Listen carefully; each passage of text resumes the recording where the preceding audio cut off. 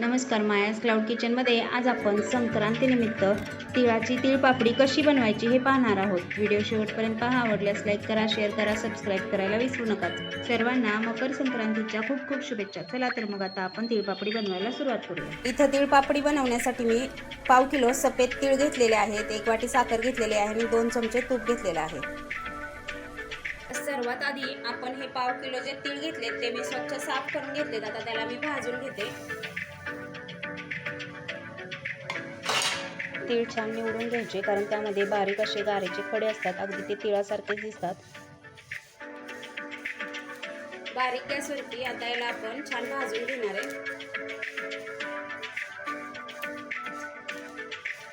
आता इथं आपले तीळ छान भाजून झालेत. आता आपण याला एका प्लेटमध्ये काढून घेऊया. आता आपण त्याच पॅन मध्ये या चमच्याच्या साहाय्याने मी 3 चमचे साखर घालून घेतलेली आहे. आता ही साखर आपण छान विरघळून घेणार आहे. आणि आपली साखर जेव्हा आपण विरघळायला ठेवतो तेव्हा त्याला सतत हलवत राहायचे, नाहीतर साखर खाली लागून करपण्याची शक्यता असते. आपली साखर विरघळण्यासाठी 1 मिनिट लागतो. पाण्याचा वापर अजिबात करायचा नाहीये. मस्त अशी विरघळायला लागलेली आहे आपली साखर. इथं तुम्ही बघू शकताय, पूर्णपणे आपली साखर विरघळून द्यायची.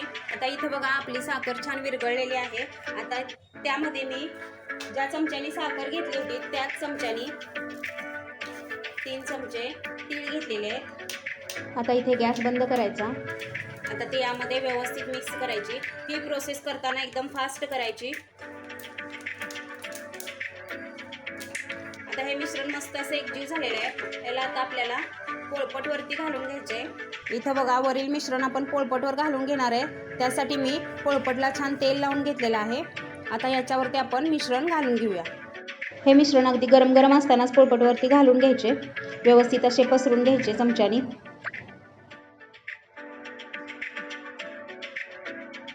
आता ह्याला पलटी करून वरून थोडे कोरडे झाल्यानंतर लाटण्याला तूप लावून हे मिश्रण गरम आहे तोपर्यंतच आपण तिळपापडी छान अशी पातळ लाटून घ्यायची.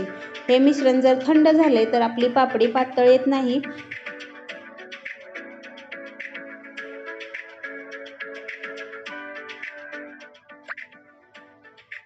तिळपापडी लाटत असताना एकदम फास्ट लाटायची, एकदम पापडासारखी पातळ येते. इथं तुम्ही बघू शकताय आपली तिळपापडी छान अशी लाटून तयार झालेली आहे.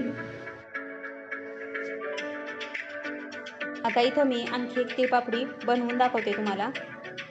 आपण पहिली तिळपापडी बनवताना जी प्रोसेस केली अगदी तीच सेम प्रोसेस इथं करायची आहे.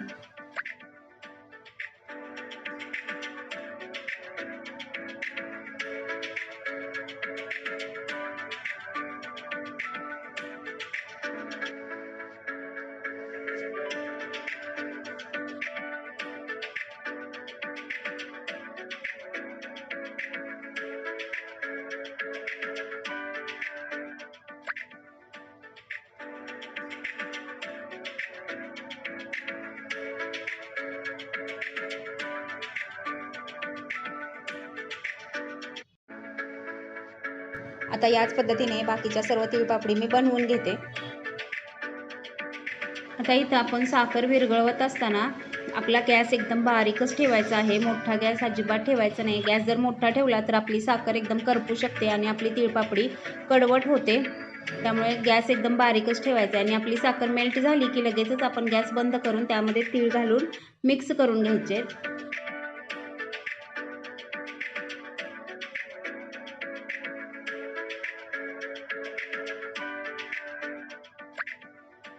अगदी मोजक्या साहित्यात बनणारी आणि एकदम झटपट होणारी अशी कुरकुरीत तिळपापडी तुम्हीही या संक्रांतीला नक्की करून बघा.